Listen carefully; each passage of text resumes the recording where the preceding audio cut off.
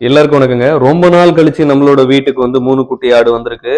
எங்க அப்பா ஆட்டு வியாபாரின்றதுனால இந்த மாரி எப்பயாவது ஒரு முறை வந்து ரேரா வந்து 3 குட்டி ஆடு புடிச்சிட்டு வருவாரு. நெறைய முறை வந்து 2 குட்டி ஆடு வந்திருக்கு. இந்த முறை தான் வந்து 3 குட்டி ஆடு வந்திருக்குங்க.